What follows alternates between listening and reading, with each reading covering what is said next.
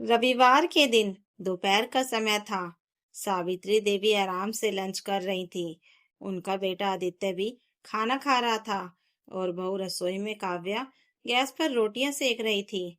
तभी आदित्य का mobile dining table पर बजने लगा। फोन पर रीमा दीदी का नाम दिखाई दिया।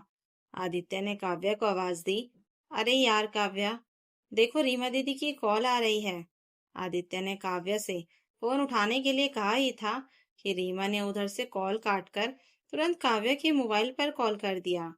काव्या ने देखते ही कंधे पर फोन टिकाते हुए कहा, हाँ दीदी, बोलिए। वह रोटियां सेक रही थी। रीमा जल्दी जल्दी बोली, भाभी, जल्दी से भैया को फोन दे दो, अभी बहुत जरूरी बात है। मैं यहाँ दुकान पर खड़ी हूँ। यह सुनकर काव्या चौंक गई और बिना कुछ पूछे फोन आदित्य को पकड़ा दिया। काव्या को लगा कि कोई इमरजेंसी है और उसने यही आदित्य से कहा, तो आदित्य ने भी फटाफट हाथ धोकर फोन कान पर लगा लिया।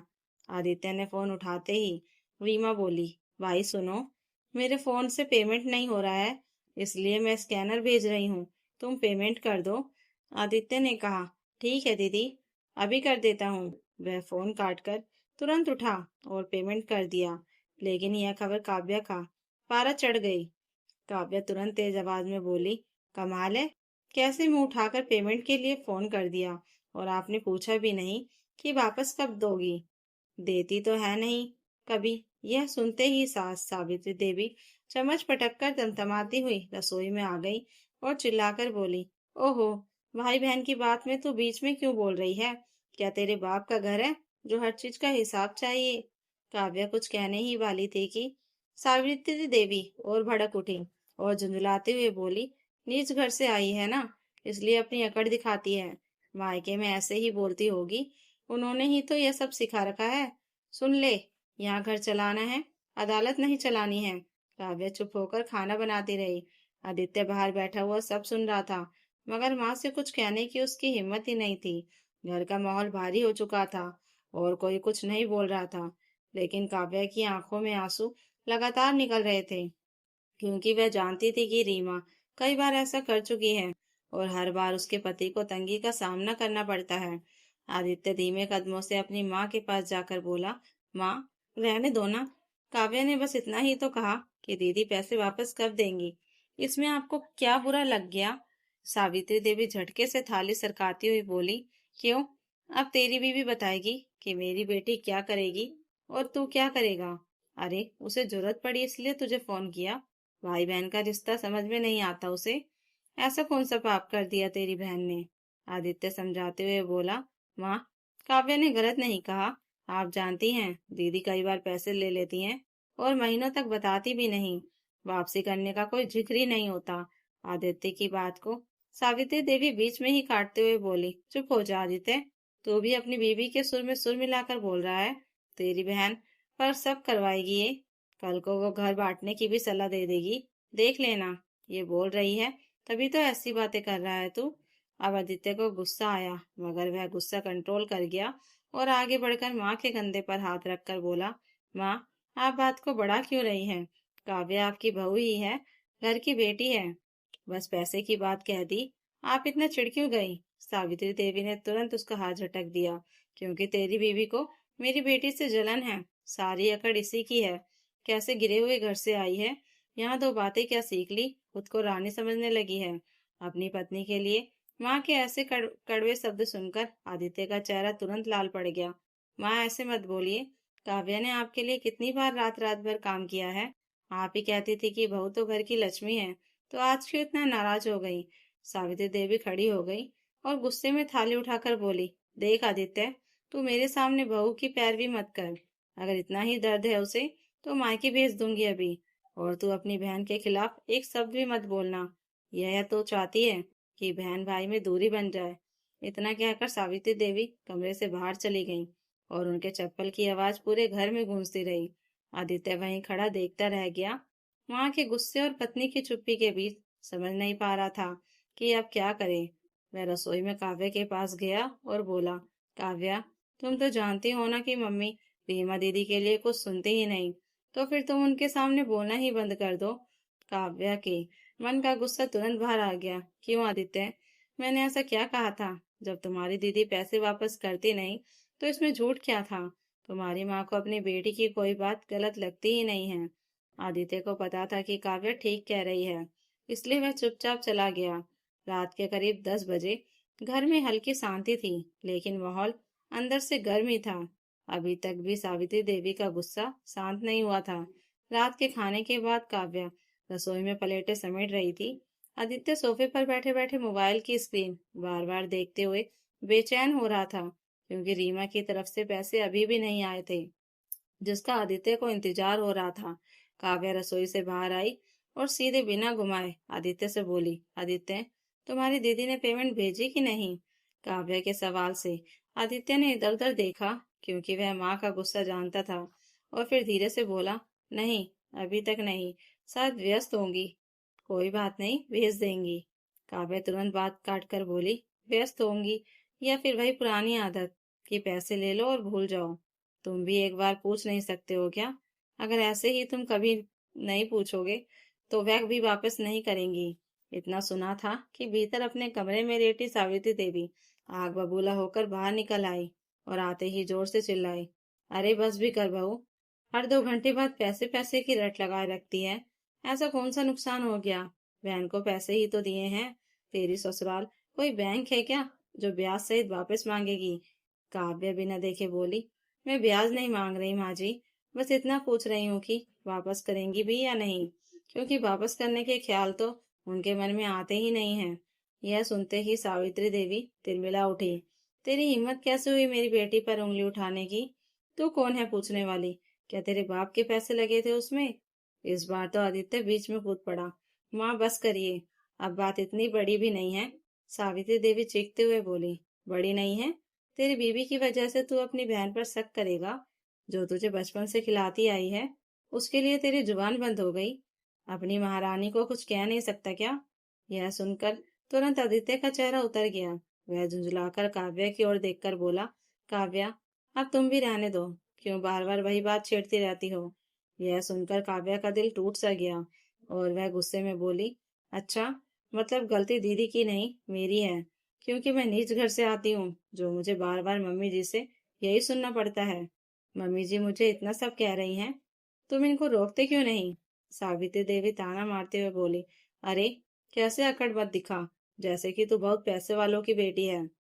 जब आई थी ना इस घर में तभी समझ गई थी कि मेरे घर में जमेगी नहीं। तेरे रंग ढंग ऐसे हैं। अपनी सास की बातें सुनकर काव्या की आंखें भर आई, लेकिन वह पहले से ज्यादा सख्ती से बोली, अगर आपकी बेटी इतनी ही नेक दिल और ईमानदार होती तो अभी रात तक एक मैसेज तो करती। उसके लिए पैसे लेना आसान है, लौटाना मुश्किल। यही आदत है ना उनकी, बार बार आदित्य को दिक्कत होती है। सावित्री देवी तो जैसे खोलते तेल में पानी का छींटा पड़ गया हो, और वह धाड़ कर बोली, बस मेरी बेटी के बारे में एक शब्द और बोला ना तो कल सुबह अपना सामान बांधकर मायके चली जाना। हमसे नहीं होता तेरे जैसे हिसाबी लोगों के साथ रहना, जिसे रिश्तों की कदर नहीं है। यह सुनकर आदित्य हैरान रह गया और काव्य का कलेजा चिर गया। सावित्री देवी की बात से घर में ऐसा सन्नाटा पसर गया कि सुई गिरने की आवाज भी साफ सुनाई दे। आदित्य हिम्मत करके धीरे से बोला, माँ, दीदी ने सच में पैसे नहीं भेजे। अब मुझे भी टेंशन हो रही है। आखिर मेरा भी तो हिसाब किताब है और मुझे भी इतने सारे खर्चे करने होते हैं। तो सावित्री देवी उसे घूर कर देखने लगी। अगर तुझमें हिम्मत होती तो बहन से प्यार से पूछ लेता, लेकिन नहीं, बीवी के पीछे पीछे डरते फिरता है। तुझे जो वह कहती है बस वही करना है। तू अब मेरा बेटा नहीं रहा, बस अपनी बीवी की हाँ में हाँ मिलाने वाला गुलाम बन गया है। आदित्य अब चुप हो जा, बिल्कुल चुप। यह सब देखकर काव्या कमरे में चली जाती है और सावित्री देवी बड़बड़ाते हुए वापस अपने कमरे में आ गई।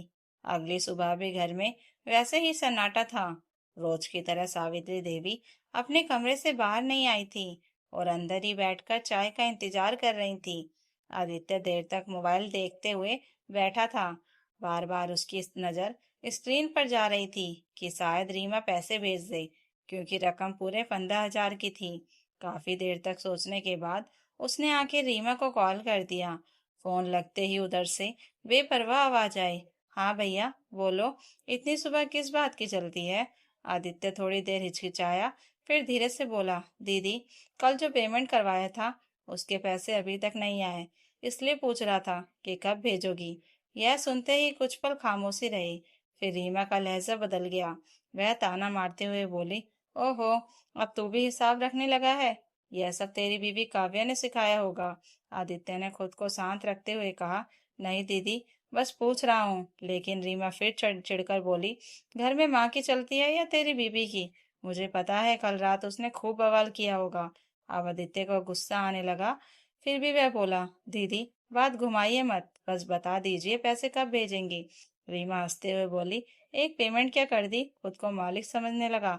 जब हो जाएगा तब भेज दूंगी। यह सुनकर आदित्य का सब्र टूट गया।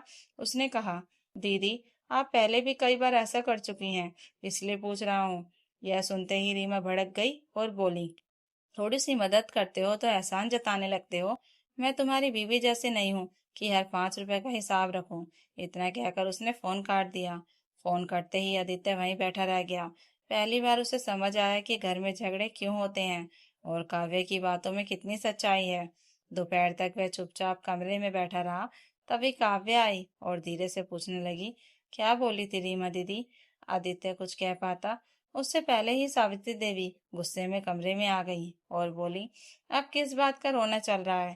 आदित्य ने धीरे से कहा कि दीदी से पैसे की बात हुई है। यह सुनते ही सावित्री देवी भड़क उठी। समझ गई, तेरी बीबी ने ही उकसाया होगा। यह सुनकर काव्या भी खड़ी हो गई और बोली, मम्मी जी, मैंने बस पूछा था कि पैसे वापस कब मिलेंगे। लेकिन सावित्री देवी ने गुस्से में कहा, तेरे मुंह में जहर भरा है। तेरी वजह से मेरा बेटा अपनी बहन पर शक कर रहा है। इस बार काव्या भी चुप नहीं रही। उसने कहा, सच बोलना घर बिगाड़ना नहीं होता। सच यह है कि आपकी बेटी फायदा उठाती है। यह सुनकर सावित्री देवी और भड़क गई और बोली, मेरी बेटी पर उंगली उठाने वाली तू होती कौन है? झगड़ा इतना बढ़ गया कि आदित्य भी बोल पड़ा, माँ बस करिए, बहुत हो गया। लेकिन सावित्री देवी गुस्से में कांपती हुई बोली, अब तेरी आंखों में अपनी माँ की इज्जत नहीं रही। सब इस औरत की वजह से है। यह सुनकर काव्य की आंखें भर आई, मगर उसने मजबूती से कहा, अगर किसी में जहर है तो वह आपके शब्दों में है। इतना सुनते ही सावित्री देवी गुस्से में कमरे से निकल गई। इसके बाद कुछ दिन तक घर में किसी ने ठीक से बात नहीं कही। धीरे धीरे मामला शांत हो गया, मगर आदित्य और काव्या यह बात भूल नहीं पाए। फिर जब भाई दूज का त्योहार आया तो रीमा तिलक करने घर आई। तिलक के बाद काव्या ने शांत आवाज में कहा, आपको आदित्य ने 15,000 दिए थे, तो 5,000 भाई दूज के रख लीजिए और 10,000 वापस कर दीजिए। यह सुनते ही घर में सन्नाटा छा गया। सावित्री देवी गुस्से से काव्या को देखने लगी, लेकिन आदित्य भी चुप रहा। तब आदित्य बोला, हर बार इतने पैसे देना मेरे बस की बात नहीं है, इसलिए सोचा इसी में हिसाब कर लेते हैं। अब किसी के पास कहने को कुछ नहीं बचा था। रीमा भी चुप हो गई और खाली हाथ लौट गई। उस दिन काव्या को पहली बार लगा कि उसने सही किया, और आदित्य ने भी माना कि अगर ऐसा नहीं करते तो पैसे कभी वापस नहीं मिलते। दूसरी तरफ सावित्री देवी ने बाद में रीमा को फोन करके समझाया कि अगली बार पैसे समय पर लौटा देना, वरना हर त्योहार पर इसी तरह हिसाब होता रहेगा। तब रीमा के पास भी कोई जवाब नहीं था। तो दोस्तों, अगर आपको यह कहानी अच्छी लगी हो तो कमेंट करके जरूर बताइएगा, और नई कहानियों के लिए चैनल को सब्सक्राइब जरूर कर लीजिएगा। Thank you for watching.